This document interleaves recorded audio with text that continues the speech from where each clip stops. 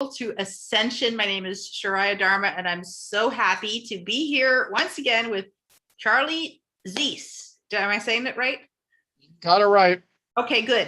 And Charlie is an amazing being who has delved into the research about ancient pyramid technology and a lot of the architecture, particularly centered around the mathematics of the Russian pyramid. And we're going to take a little bit of a deep dive into his new book today and find out what he has discovered since we last talked. There's also another episode with him from our pyramid conference that's also here on YouTube if you want to check that out. And today we're really excited to help him announce his new book. And just as a little background, Charlie is also the founder of the Pyramid Research.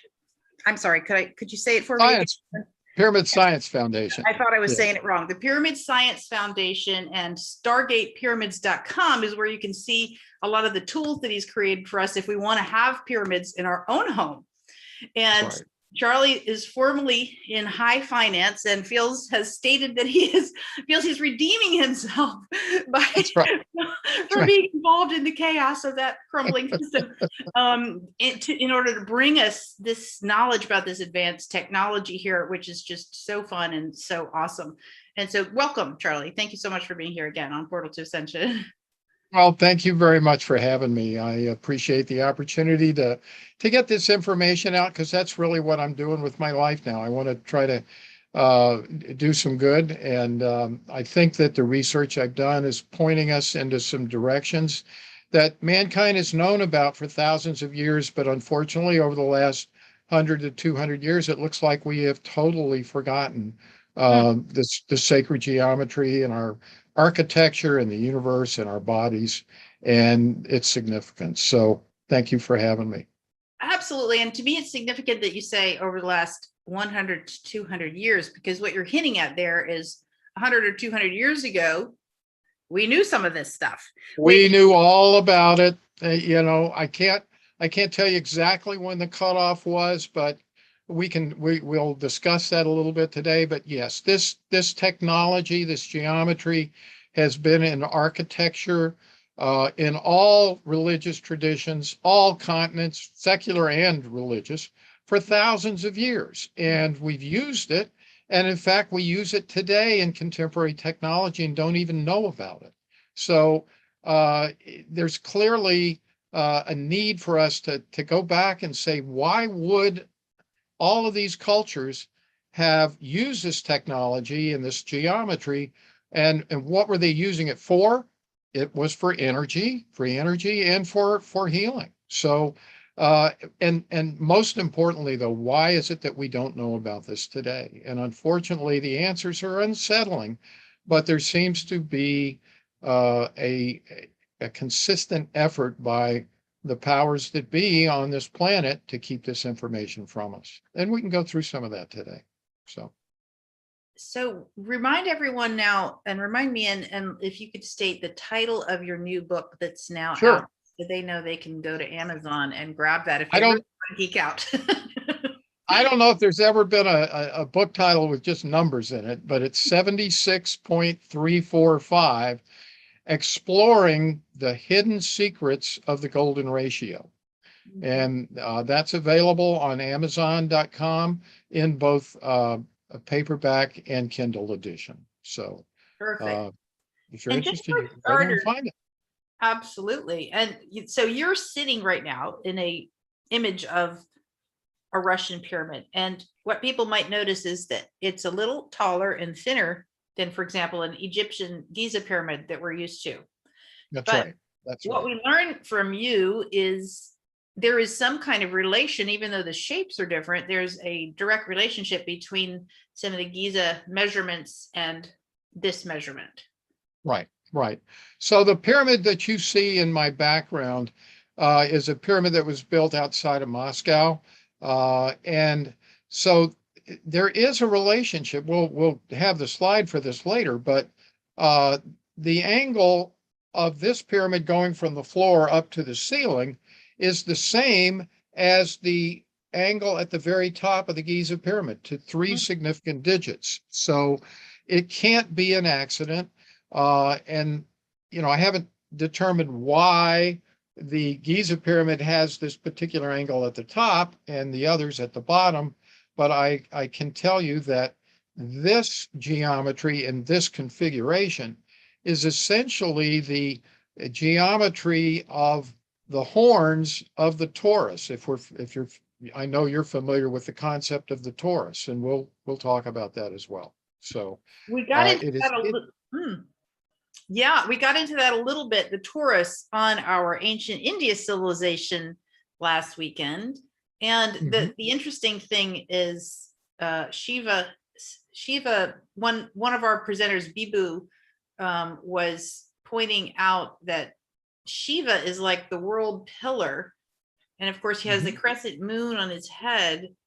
And it's as if the magnetic field of the earth goes all the way from earth all the way up to the moon, then radiating out and protecting, and that the torus is like the tree of life. The shape of the torus, if you think about it, it is kind of tree-like. And then also Shiva's sitting on a bull, Nandi, the bull, which is in the sign of, represents the sign of Taurus. Oh, how about that? Taurus. And then that also made me think Tartaria. Yes, all of those things. That's right. And so they probably are connected in some way. This geometry was used in Tartaria, and I think it was that empire, that civilization. We can call it by many different names, but the researchers who have gone back and looked at history, and certainly my research into the architecture, shows that this knowledge was everywhere on our planet at one point in time. So we can call that Tartaria, and just proceed on, but knowing that civilization did exist and existed until relatively recent times. And what are some of the other names that you have to point to that civilization? Well, I mean, I think I listen. This is outside of my area of expertise, but I listen to some YouTubers such as Mind Unveiled and John Levi, Martin Leakey, Flat Earth British. They're all pointing to the Moors, for example, probably had an important role to play in bringing this knowledge back from probably a previous cataclysmic event on the planet. The Irish seem to have been a major center, according to the research that was done by Mind Unveiled, and that they actually played a prominent role in disseminating this information, again, probably after some sort of a great cataclysm. So there's really cultures from all over the world that seem to, have had bits and pieces of this information and attempted to spread it around the world. So I just use the term Tartaria as sort of a catch-all for this knowledge base provided through maybe the confluence of information from a number of different civilizations.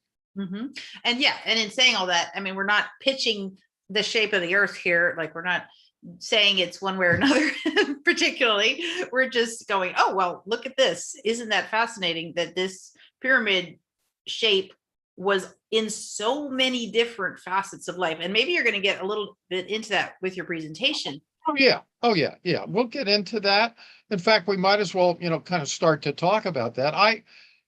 For those of you who are not familiar with the Russian pyramid research, the Russians did a variety of experiments in health, in free energy, in agriculture, material science, and so forth. And the results are just phenomenal. I don't want to spend a lot of time on them because that's not the purpose of the subject matter today. But I was a science major in college, and so I was fascinated by the scientific results. And Arthur C. Clarke, one of his famous quotes is that it seemed magical to me, and so I needed to know the science. But magic, according to Arthur C. Clarke, is just the science that we don't know yet. So I went on a kind of a little journey of my own to say, well, how could some sticks stand in the ground, coming up in the form of a pyramid actually have these effects? And so that's where my research has taken me. And if it's beneficial, I think we might as well open up and look at some of these slides, because you're going to just be shocked at how many different places this shows up, and the uses that we have not yet ascribed to these buildings could probably be very easily found by looking at them historically from the perspective of free energy and or healing. So I'll just go ahead and open up, and we can start to talk, and please, comment as we move forward. But again, what I determined initially, this is one of the Russian pyramids. In fact, this is the one that I'm sitting inside right now, that was built outside of Moscow. And you look at the measurements, the slant angle, as it's called, of 76.345 degrees.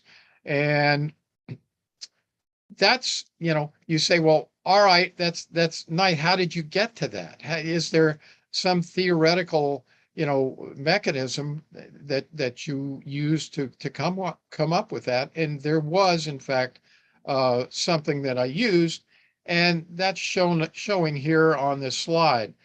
Essentially, the Russians never told us what the pyramid geometry was, and so I could figure it out roughly with a protractor, as I showed on the previous slide. But the way I was able to prove this out, most people in the world of cosmology believe that creation starts inside of a circle, or in 3 dimensions in a sphere. So I couldn't figure out any other way to get the golden ratio, or phi, into the geometry of this pyramid. So I decided to take a sphere or a circle in 2 dimensions of a diameter of 1, and then on top of it put a second circle whose diameter was 1 divided by phi, or 1.6180338. It goes on forever. It's infinitely irrational. But so you get a second diameter of 0.618 that you can see there. Do the same thing, 0.382, 0.236. And then I built a pyramid around it to just see what I'd come up with. And sure enough, what I got was a slant angle of 76.345 degrees. And this is just a very simplistic model to show you the relationships between the Giza pyramid and a Russian pyramid. Now, the Giza pyramid is the smaller one that goes from point A to E to F, and the Russian is the taller, skinnier one that goes A to C to F. So what I'm seeing here, which I hadn't ever noticed before, you putting these together, is that's making a chevron. Well, it's very interesting, isn't it? Yes, yes. In 3 dimensions, you're absolutely right. And so be interesting to follow up on that and see where that takes me, because I a lot of these, I don't even know how to call it, like a lot of these organizations use this chevron. That's right. As a symbol. There's lots of organizations today that use this geometry in their logos and so forth too, and we'll show you a couple of those. But anyway, that's the way that this was that I calculated this, and I felt really comfortable about this, because once I saw that the Giza pyramid had this exact angle down to 3 significant digits, I figured that was that I'd figured out the geometry precisely. So what I'm going to do from here on out, now we're going to get into, why is this important? Why should we care? And I want to go through a couple of physical processes, first of all, before we start to look at architecture, because then you can see that this is used in the real world. This is an example of light refraction. In this particular experiment, the experimenter took a pipe, which is the black section there, and he put a sphere of glass at the end of it and shone light through it. And he measured the angle of refraction. And when I did this, I only had a protractor that went to 2 significant digits. But essentially, this is the geometry of the refraction of light. So this is a physical process where we see this in nature. And then we look at the old college megaphones before they became electronic. They used geometry as the basis for the magnification of sound. And sure enough, those cheerleader megaphones have this exact geometry as well. So what we're seeing is this, again, is it magic? No, it's science, and we'll get into that. But nature uses this to scale, and these are great examples of how that occurs. So, And speaking of knowing, magic, the witches' hats, right? we'll come to those. Yeah, they're in here. So, this is actually the cover of my book. This picture occurs. This is called the Great Zimbabwe Ruins. Wow. This is a ruin that has been explored extensively by Michael Tellinger and also Dr. Sam Osmanagich. They measured the energy field of this particular ruin, and they said that it had the highest level of ionization of any sacred site that they had ever measured. So and ionization, if you could just maybe express that for people. So a measurement of ions would mean that there is a stronger energy field, is kind of what I'm saying. That's right.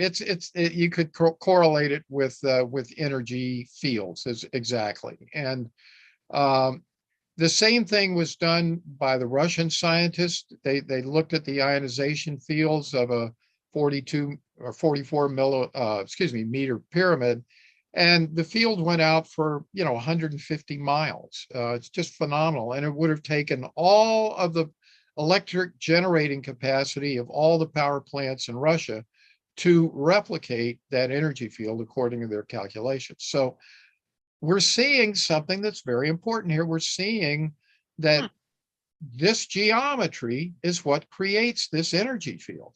So, and kinds of stone have any impact on it? Yes. Or is it really just the geometry? No, excellent question. It's a combination of geometry and the stone that's used. You could use any sort of amplification, but this is either granite or limestone. I think it's limestone in this case, but any pyramid that's built in stone is going to have a high crystalline content, and that crystalline content is what helps to amplify the energy field itself. So, but this is but one example of ancient conical structures. This one again in Zimbabwe and South Africa. This is an example of a Nuraghes. There are at least 10,000 and possibly 20,000 of these on the island of Sardinia, which is part of Italy. It's in the Mediterranean Sea. But all of these Nuraghes that I have been able to measure have this geometry. Interestingly enough, these are dated back, according to some methodologies, as far as 350,000 BC. But no matter, yes, and yet we have no idea what these structures were used for. The researchers who've researched them, they really don't know. So I'm suggesting, as I will with all of these, if you have a common geometry and you know that there's this huge energy field coming off of it, I would love to be able to go out and measure some of these and get the research funding to do that and see what we find. But I think there's going to be an energetic or health attribute associated with these structures. So, and that here's another could relate to agriculture, right? And like enhancing the. Oh, absolutely. You could, the Russians stored seeds in pyramidal structures with this geometry. And they found that crops, after they stored them and planted them in the field, that crop yields went up at least 2 times. So there's a significant benefit to all sorts of life forms from being in the vicinity of these fields. Dr. Gollad has estimated that human life expectancy can increase by 10 to 15 years just by virtue of being around these energy fields as well. And that puts you back closer to that. Something that says in the Vedas and other places is that, humanity at a certain point was cut back to 120 years lifespan. I would think so. And so, again, all of these are just such fascinating opportunities for future research. But what we're going to be doing today is just showing you that this is everywhere, and there had to be good reasons for it to be there.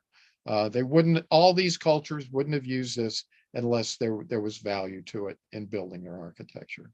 It also points to a more of a worldwide knowledge. Like, in other words, it was not isolated to certain parts of the world. If it's and that's that. I've tried to pick some examples from all over the world here, so we can see that this knowledge was everywhere. Here's an example of an old castle in Cyprus. For example, many of these castles, when you look at that castle, it reminds me the top of it of a scalar antenna of waves that they're called square waves, but they could be sine waves, but that could be a square wave. I have not seen really good information to say that these structures, I'm not convinced that guys hid behind these pieces of and shot bows and arrows, whatever, out through there. I think these were energetic devices. And so they have the geometry, and I would love to test the energetics of these facilities. These are, and now in my view, very much like star forts that we find all over the world. We're not talking about that, a little off topic, but all of these had something to do with a worldwide energetic system that may have relayed energy information throughout the planet. So, and for our conditioned mind, that kind of thing sounds preposterous, right? Like, it's like, right. Oh, that's a fort that people were shooting arrows out of. What are you talking about? But when you start comparing and thinking and learning about the energetic synthesis going on here with these devices, it's like, it's good to keep an open mind and just ask more questions. Well, could it have been for something different before it was utilized this other way? Well, that's right. That's right. So, again, that's why I wanted to get this book out. I could keep researching and I will be for the rest of my life. But the key was to get this information collated, put together, so that people can see that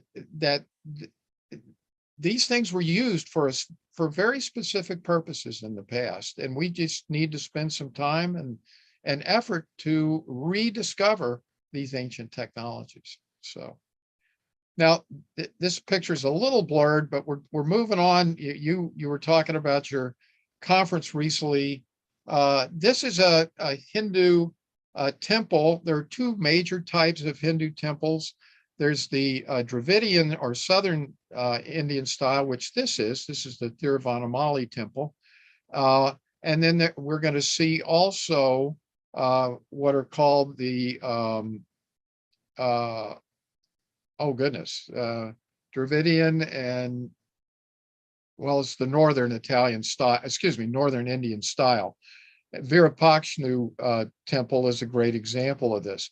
All of the Hindu temples, both ancient and contemporary, contain this slant angle geometry. So they knew about this, and they used it in construction. The other thing that we'll touch on this particular temple, these Northern Indian temple styles also demonstrate a sophisticated knowledge of fractals.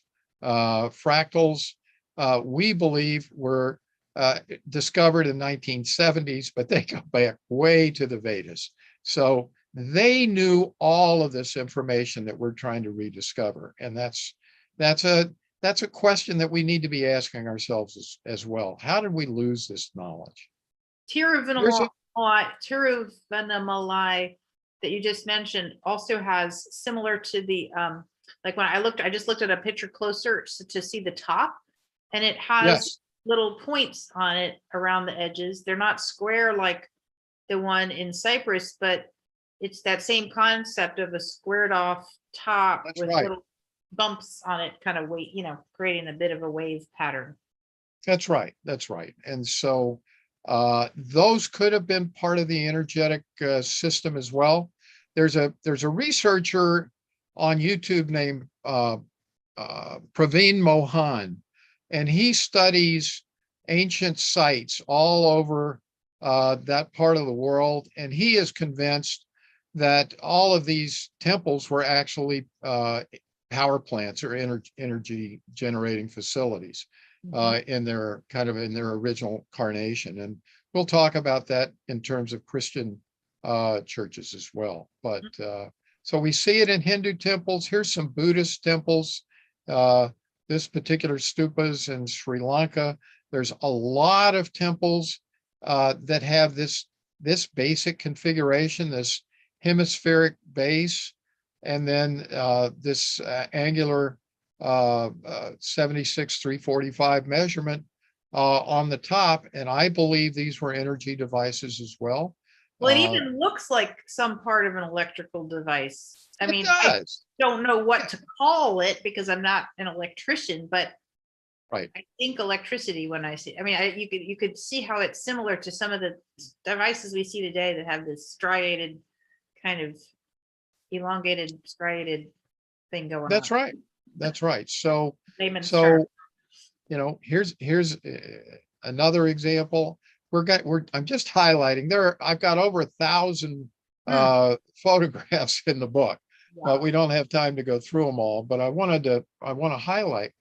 We're going to move on to cathedrals. These are found in this is a Gothic cathedral, but I want to say that I have never seen or was unable to find any real analysis of the Gothic cathedral's architecture in terms of geometry. I never found it. So I've done what I think is probably, at least, I haven't seen anyone else do it. I looked at every single Gothic cathedral that was built.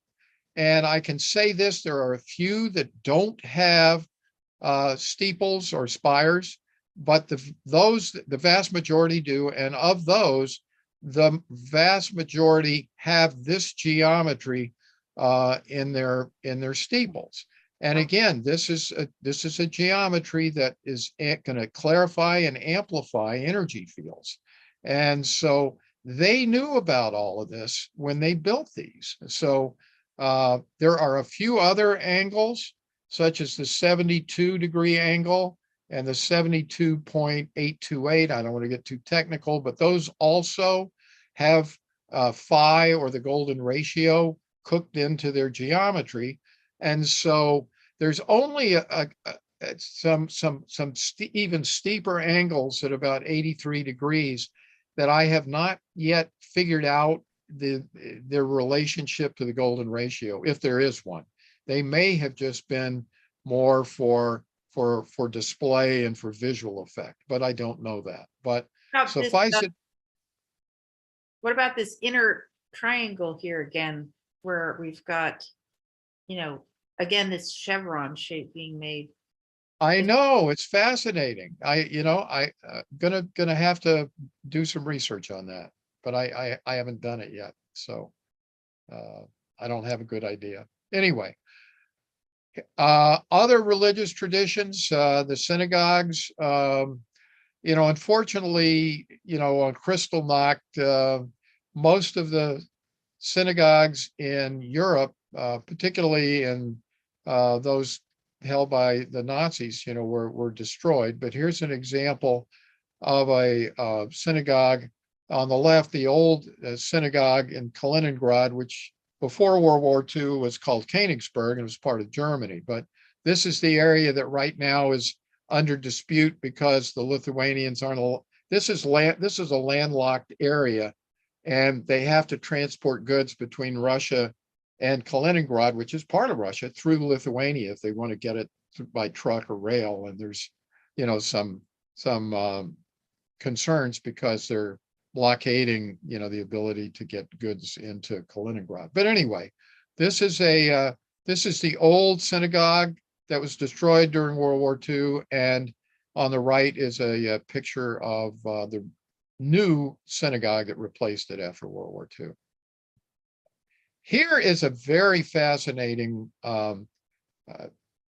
mosque, and we're going to tie this. This is information. This is even newer information since we were on earlier in the year with you on the conference.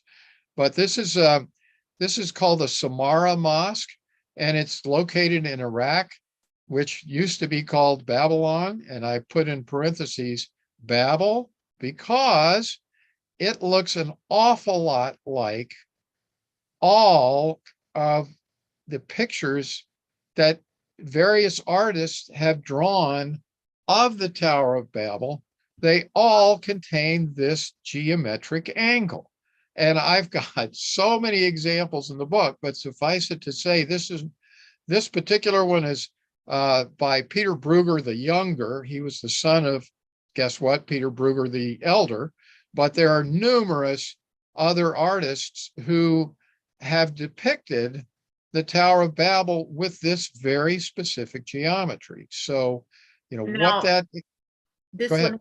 This one has the upward spiral going into it has the spiral. That's right, going just like the Samarra Mosque. So I'm wondering, you just don't know where this will lead us eventually, but I have the impression that this chapter in the Bible may have some greater significance to it in terms of maybe a potential desire to, if in fact they were building a tower with this geometry, perhaps what they got there is really going on is God may have not wanted us to know this, because there's a quotation from the chapter in Genesis that, we have to be careful lest they, become as we are, or something to that effect. So God, it's like, then which God are we speaking of? A creator that's right. God or the prime source creator? We may be talking about a creator God in that regard, who was wanting to lord it over on humanity and making sure that its kids didn't grow up and fight back and punch back, Exactly. So I'm not trying to offend anyone's religious beliefs here, but I'm just stating the point that every single artist has this geometric angle in their depictions of the Tower of Babel. Amazing. And it's just so striking that this mosque is in ancient Babylon, and maybe that's where the term Babel comes from as well. Don't know. Now, here's an example of the spires on the Washington National Cathedral. They contain this geometry as well. I'll talk about this briefly because we're not going to spend a lot of time on free energy today, but you see these nodes that are on the sides of them, and a lot of the people who study Tartarian architecture indicate that these are capacitors that were connected and part of a free energy system that use this geometry to gather free energy from the atmosphere. And even the word cathedral is cathode. That's right. So I'm sure that there's connection there, but again, we're seeing this geometry, inside these cathedrals. One of the really amazing places to find this. I have a ton of these in the book, are castles. And, you know, almost all of the castle geometry, these domes and cones that you see are all based on this very precise geometric angle. Now, you know, we know from other researchers that these castles don't have bathroom facilities. They don't have heating systems, and you name it. So we're not sure what happened, but some people say that these cones and spires may have had the effect of changing the energetic field in such a way that these people may have been at a much higher vibrational level, maybe didn't even need to eat or you know, ingest food or water. Don't know, but at a minimum, we know that I've got, you know, probably 50 examples, and there were, you know, many more I could have put into the book that show that this geometry was used in virtually all of the castles around the world. So, and then there was also, there were, the fireplaces were there sometimes, but they were, people think they were used differently as air conductivity. that's right. Building itself was built to already have a stabilized temperature inside the building because of different airflow ducts through fireplaces. That's right. That's right. Fireplaces, but before they weren't used that way, potentially. They weren't used as, yeah, we didn't burn logs. They didn't burn logs in those because there's no ash either. You know, there was no soot and residue. So I think you're absolutely right. This was there was a technology that was built on using this geometry. And we should talk quickly. If you look at the tops of every one of these cones and spires, you're going to see antennas. You're going to see that all is generally called antiquitech. And it's believed that these you know, devices on top were part of the whole system of gathering of free energy from the environment. So here's another example of this architecture in bell towers. Again, we saw the megaphone earlier. This is the San Marco bell tower in Venice. There are numerous examples of bell towers around the world based on this model of the San Marco bell tower, but they all have this geometry as well. It helps to amplify and clarify the bell tones when the bells were ringing. So that's the reason that they were there. So this was those last two were 76.34, whereas the other ones were. Yeah, you know, I'll talk about that briefly. Yeah. I started my research with a protractor app that only was good to 2 significant digits. And then later on, I found one. So some of these are older, but I'll also say this. I don't want anyone to think that we can actually measure much more precisely than this anyway with a protractor app. The pixelation in the pictures, you need a direct head-on shot like this one, not off to the side of the angle to get it exactly right. But anything that's within, you know, 1/100th of a degree, I think I consider it to be spot on, because I've just done this enough to know that. And there were many that building, you could probably find it. Oh, exactly. And so the other thing that you don't know is whether, in many cases, this tower, for example, was rebuilt. I think this bell tower was burned in a fire, and so they rebuilt it. And what I've come to realize is that we are aping or imitating architecture from the past these days, and the architects may have tried to replicate it, but not known what they were trying to replicate, because they didn't understand. Yeah, there was a code to the precise. That's right. That's right. So So it could be a little bit of both, but you're right. And it's a good discussion point because when I started this exercise, I had the same concerns that, oh, gee, I found one here, one there, and, is that an accident? But after I found all these examples, I know that people in the past knew this geometry. Unfortunately, more recently, we're just imitating it. So, uh, Temple of Karnak, the most of the obelisks, well, all of the ancient obelisks from Egypt have this geometry as well at the top. This is an example from the Temple of Karnak. I've got many more examples in the book.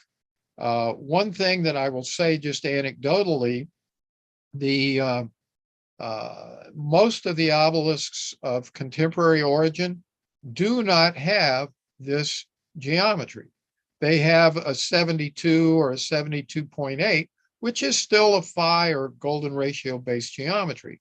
But they've gotten away from this, and it may be through ignorance, because I had never seen anyone figure out the sacred geometry of this until I figured it out. They knew it in Russia, I would imagine. Otherwise, they wouldn't have built the pyramids that they did in Russia. But this is relatively new information. So, like the Washington Monument, as an example, does not have this architecture. I will also say that it is not a true obelisk, because a true obelisk is made from one continuous piece of stone, and that is made in layers. So it's not a true obelisk in the sense of the word. So here's another example showing that Egypt knew of this geometry as well. This is a hieroglyphic symbol, which actually, well, you can see it measures precisely to this geometry as well. It's been translated to mean give, G-I-V-E. For looking at it from an energetic perspective, I might suggest that perhaps the definition should be give off or emit, as opposed to just give. But and that's got that. Is that a pi symbol? And that what is that symbol that making a similar chevron-y ish shape there? Oh, in the center here, yes, that's found.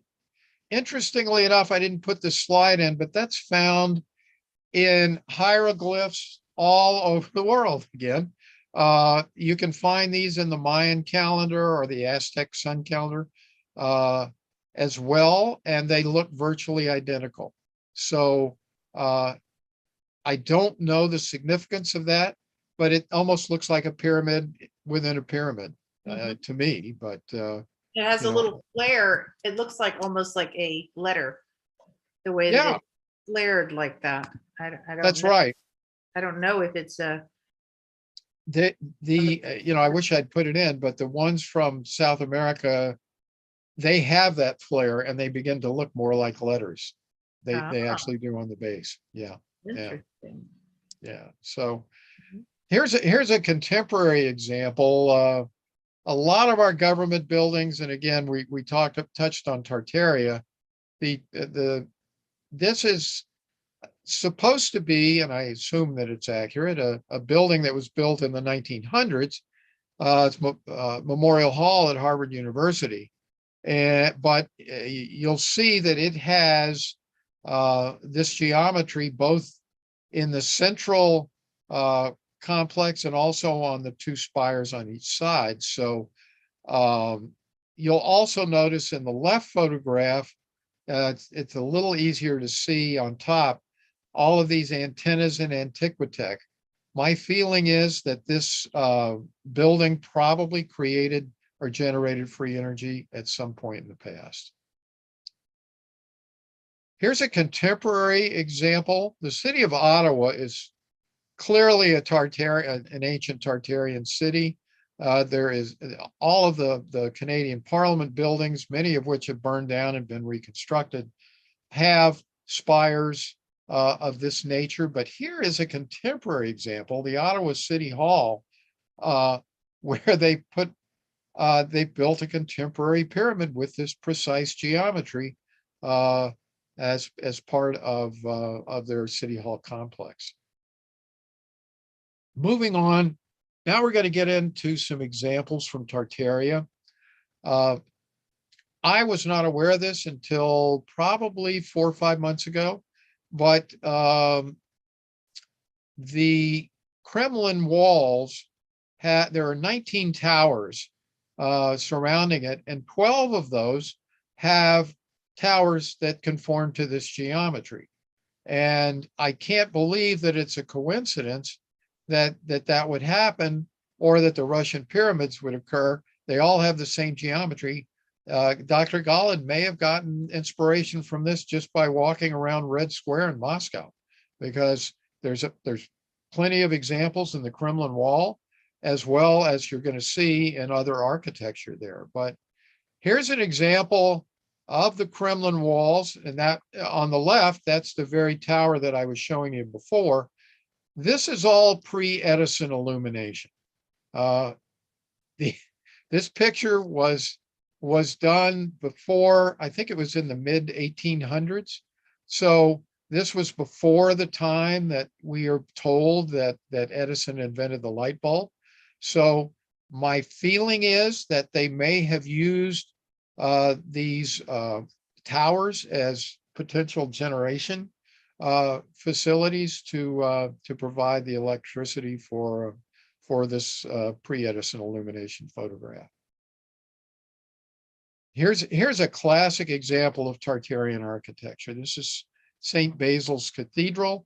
It's part of the Kremlin complex in Moscow, and both the tower on the left and the one in the middle, I only did show you the one in the middle in the right-hand column, but they all have the same geometry.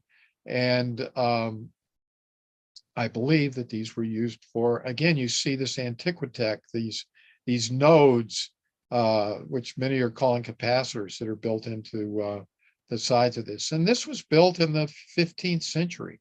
So, these people apparently knew of this technology at that time. And they're just so gorgeous. I mean, those buildings, it's. Oh, I know. Yeah. And these onion domes, that's what these round objects are called. The green and blue ones. I believe that they also had a significant role to play in the free energy generation. I don't know how it works, but I will mention, because I didn't put in a specific slide on this, if you'll notice, there are crosses at the top of each of those onion domes. And what's fascinating is when you find out that the Christian cross, the Jewish Star of David, and the Islamic crescent are all fractal antennas. So when you start to get into this in a big way, you start to say, well, goodness, were all of these actually energy generating technologies at one point?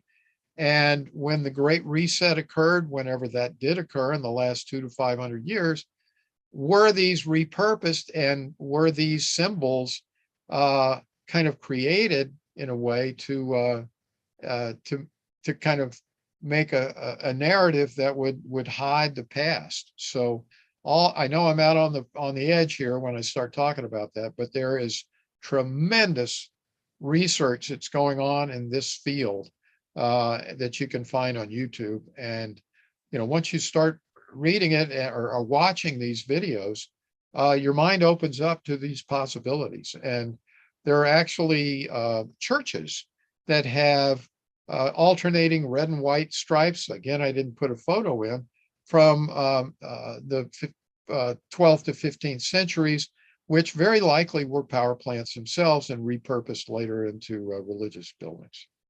Just as a lot of the devices that you see the old gods with, and the staff of Moses and all these things. A lot of people have shown that there was advanced knowledge of electrical capacitation.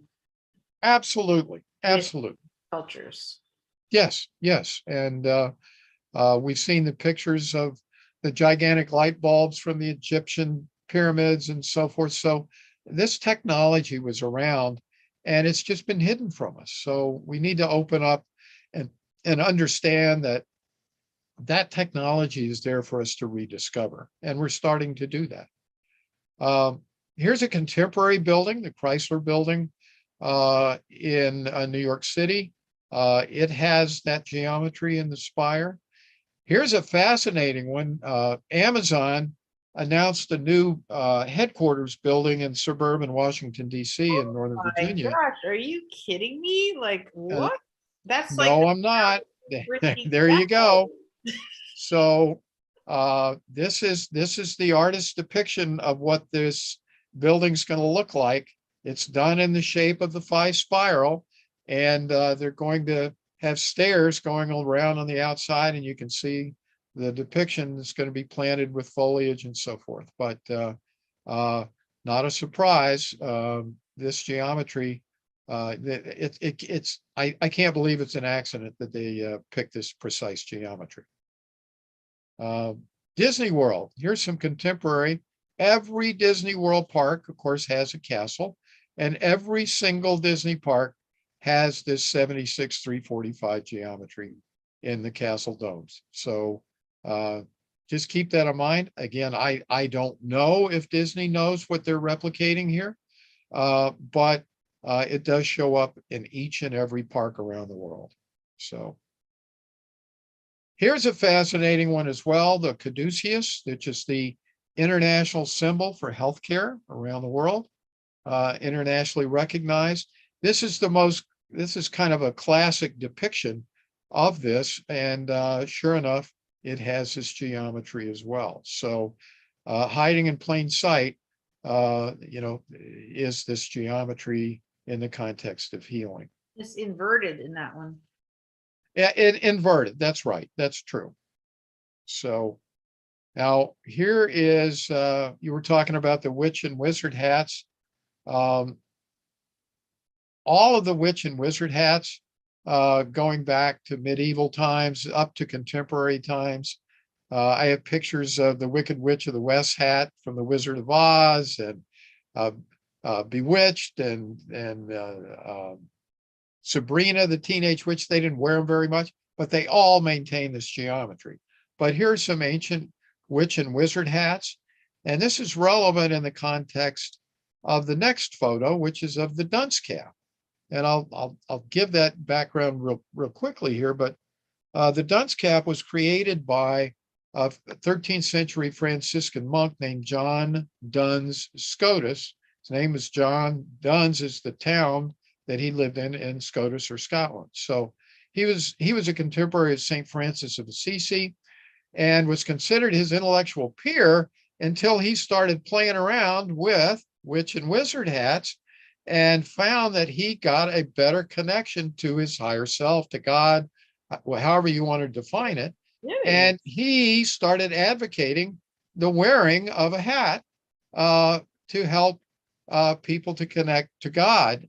In fact, he started to develop a concept of a metaphysical God, which the Catholic Church did not want any part of. So they began to vilify, his work and the hat, and it ultimately became an object of ridicule and derision, and peaked in the Victorian era as something that young children would have to wear in school if they were slow learners. But if they're slow learners, then of course you put that on there because it would increase their brain capacitance, the electrical that's flow. right. That's right. Exactly right. And you would get smarter. So it's not like a punishment even, but then of course everything got twisted around and turned upside down to make people have an aversion to the very things that could help them. That's exactly right. You notice the dunce caps usually depicted in white and the witch hats in black. So, there's always some way that they try to depict these things in a negative light. So another important thing in the headwear area, every statue that I found of Hindu deities, all their headwear all has this geometry as well. And again, that can't be an accident.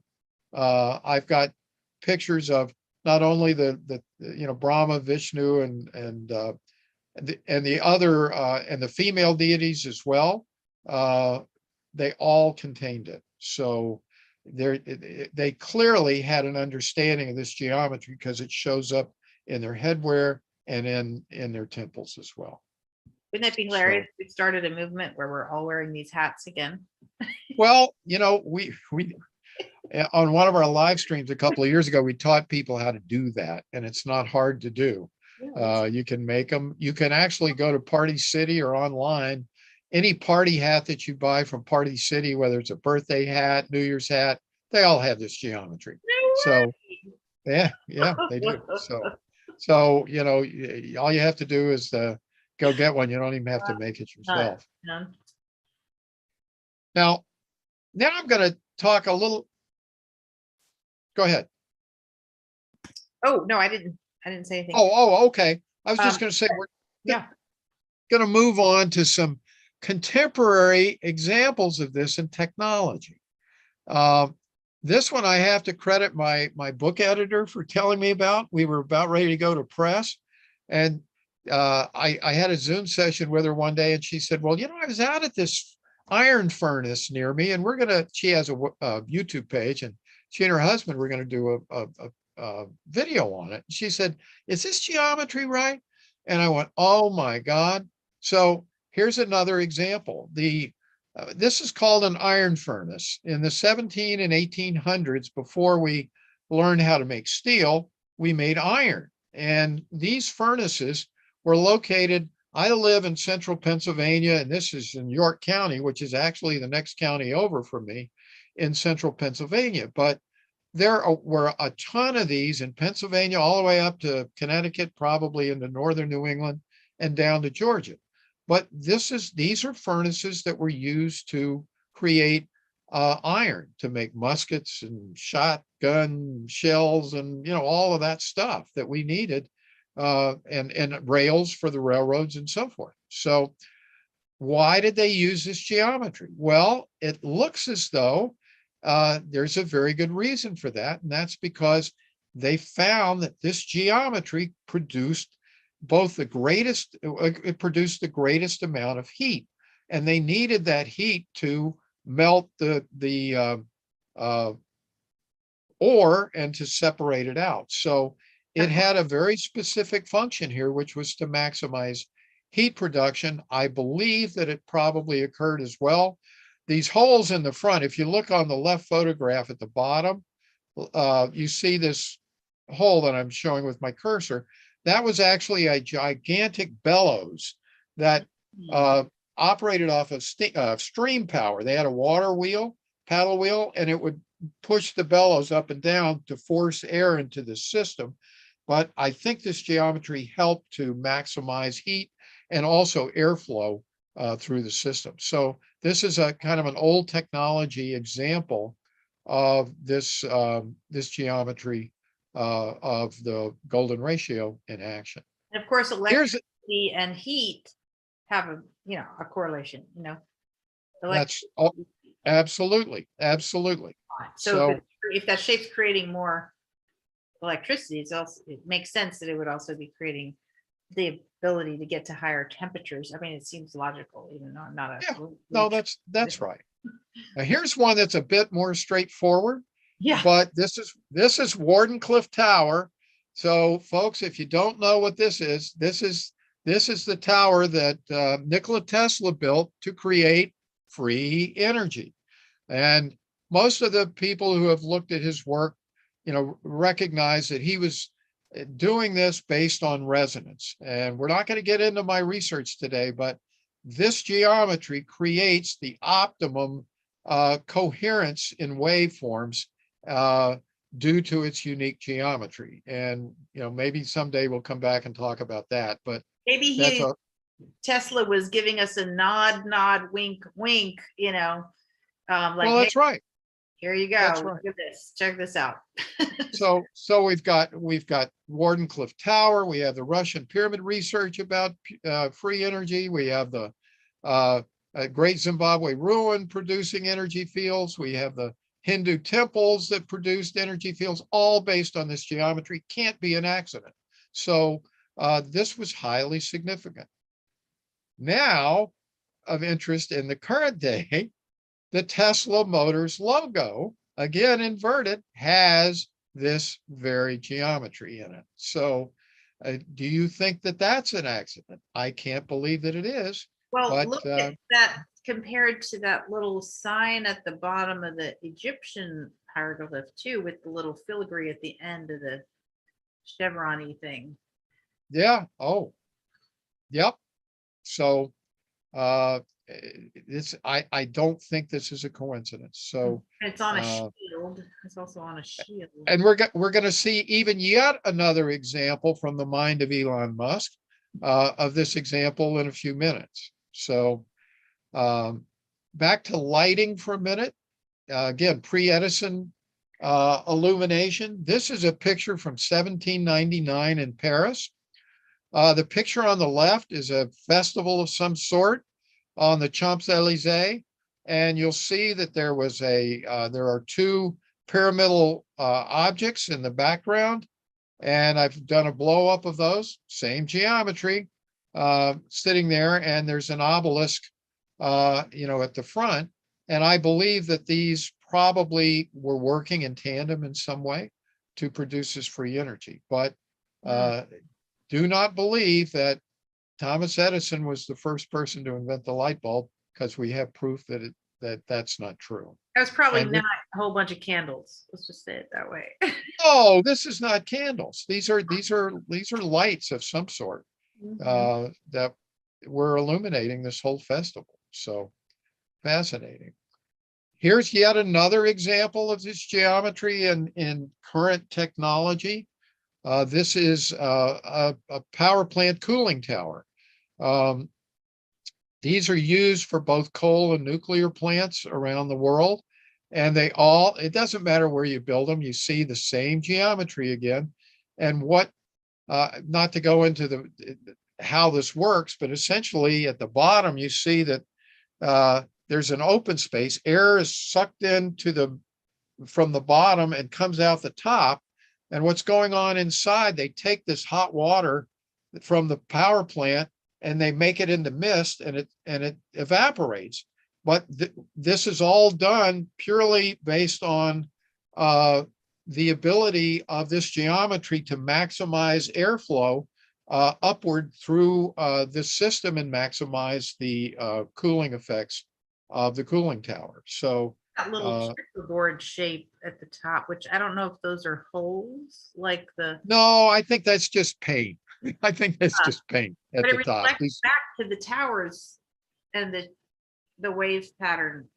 Yeah, well, that's right. It might have something to do with it. I think it's just some sort of a symbol so that helicopters or airplanes can see it easier or something. I'm not sure. Yeah, that makes sense.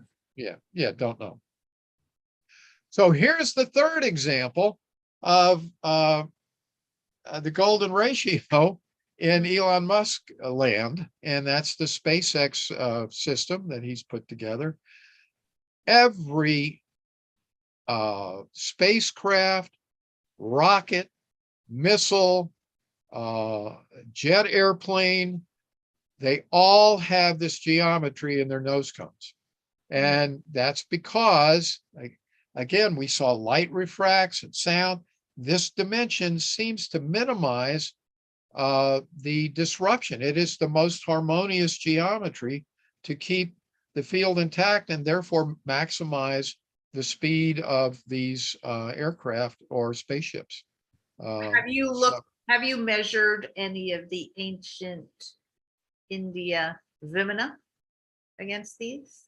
No, I have not. That would be an interesting thing to look up, for you to look up pictures of the Vimana, or like some people say Vimana, Vimana. All right. Yeah, I'll do that. Because some of them are like, there's one picture I have of them side by side with something like a modern spacecraft, showing you that, hey, look, people had these things back then. And, how about that? But they did have a similar shape to them. I'll check it out. That's it. This book had to end at some point. I will tell the audience, I have already bought 76345.org. And when I have time, we're going to open that up to the world so you can start to look for this geometry and post your own findings because I can't find everything, but I know that there's plenty more to be seen. Here's a Russian submarine. Again, if you look at the nose, we find the geometry in the nose of the submarine. And in nature, an alligator who has to move quickly through the water. What a surprise. The snout of the alligator. This is true for porpoises, whales, sharks, all sorts of aquatic animals. They all have this geometry in their nose. So nature knew that this geometry would be optimal for for what they were doing. Well, also, I mean, so if you turn sideways and look at that little snout there, it looks like an ancient Indian temple. It could easily be. That's right. That's right. And so alligator was sacred in Egypt. Oh, excellent point. Okay. Yeah. So again, I'm just doing highlights here, but we've got tons of examples in there. And here's the one that I'll end with, which is the Torus. And for those who, have been waiting for this, this is going to be basically the research that I want to continue on. My research into harmonics and other things have indicated that this geometry is the geometry that nature uses to create with, and the Torus is that mechanism of creation. So this is actually the physical award that's given out for what's called a breakthrough prize in fundamental physics. It's far more financially remunerative than the Nobel Prize. So in terms of bucks, this is the one you want to get. Mark Zuckerberg is on their board and so forth, but this geometry is in the Torus.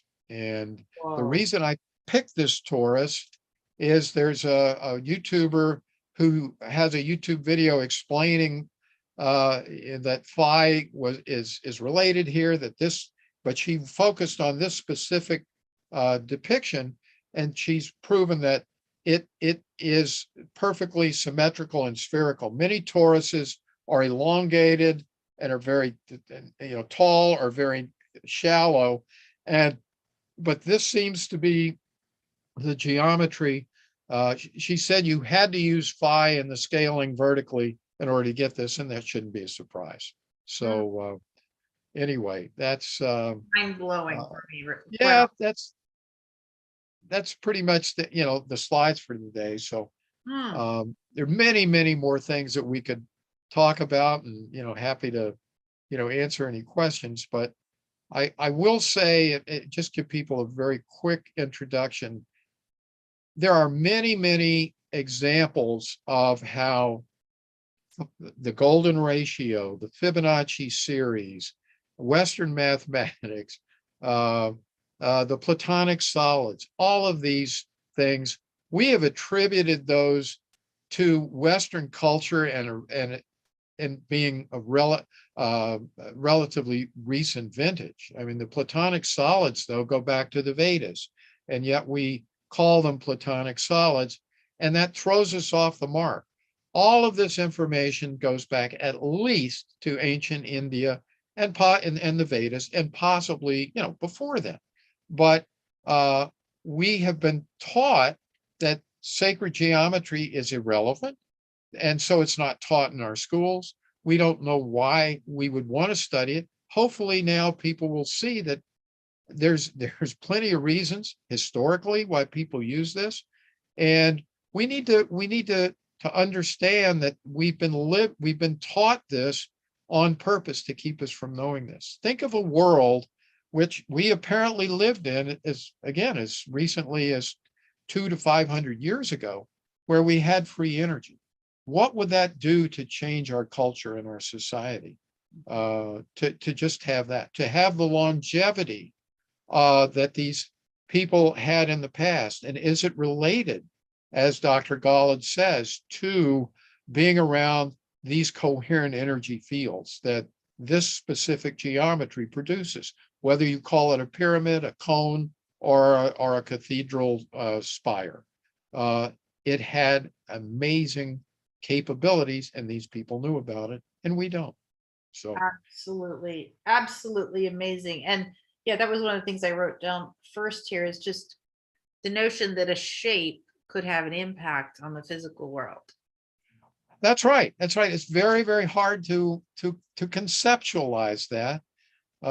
There's a person who's done a lot of pioneering work in the idea of form effects, who's Dr. Ibrahim Karim, and he calls this biogeometry, but he demonstrates that form has an effect on the environment. And for people who want to look at this from a non-pyramidal perspective, he's a great place to start, although he started with the pyramids in Egypt as kind of where he started his areas of expertise. But yeah, there are plenty of people who have shown this. Dan A. Davidson wrote a classic book called Shape Power about 40 years ago. He's updated it recently, and there's a second edition of that book out as well. And he's done kind of some of this research using simple things like chopsticks and styrofoam balls, and he can prove how he could create energy fields just by sticking the chopsticks into the styrofoam ball. And so it doesn't take a lot of technology to prove the basics, but again, what we would like to do at the foundation is to get the funding that we need. We've just purchased some of the BioWell technology, which is an energy testing device that was developed by Dr. Konstantin Korotkov, and we want to start measuring energy fields with that. My partner Lisa Richards is learning that right now, and so she's going to be doing that here in the near future. But there's so much to do. We'd love to do a prototype free energy device. We're doing research into health and its benefits as well. So this is technology that we've known about, or did know about, for thousands of years. And my goal is to reintroduce this to culture, to society. Absolutely beautiful. Well, I think you're doing it. You're doing a gorgeous job of it. And it's always a pleasure. Charlie Ziese of StargatePyramids.com, where you can find out more about him. And I imagine your book is probably on the website as well. It's not yet. Not yet. But you can go to I will be. I'm trying to find a web designer to help me right now, but yeah, we'll get it up soon. But it is available on Amazon. So the letter A. The letter yes. A, yeah. And the word I am. So the one pillar goes to the pointy thing, which let's just imagine that match that angle, then moves into form, which is the 2M. So that's like the duality. Now you're moving from the non-physical to the etheric energy state to the physical. I had never thought of that. 1 dimension, 2 dimensions, 3 dimensions. Mm-hmm. That's right. I talk about 1, 2, and 3-dimensional scaling in the book, but I had never thought about I am in that context. Yeah. And I bet you there's some significance to that. Because they talk about, so I am, Om, AUM, which is also spelled OM, which also has to do with electricity, OHM. Right. And then Amen. Right. Yeah. And so these things, again, it's like when you start looking at it, you're like, what in the heck is going on here? Because these correspondences are a little too uncanny and consistent to be just random. That's right. That's right. Many of it depends on the typeface as well, but the letter A will also have this geometry as well in many cases. Yeah. And so that's interesting. It's like, so finding the fonts that have that geometry, it's like, what does that do to our ability to manifest? That's right. Sacred typeface, so to speak. So that's an amazing idea. Okay. Thank you so much, Charlie. I so appreciate you and everything that you're doing. And again, people can find out more about you at stargatepyramids.com. And this is Shirai Dharma at Portal to Ascension here. So grateful to Neil and everybody at Portal to Ascension to allow us to have this platform to share these things. And we will see you next time. Thank you so much again, Charlie. All right. Thank you so much.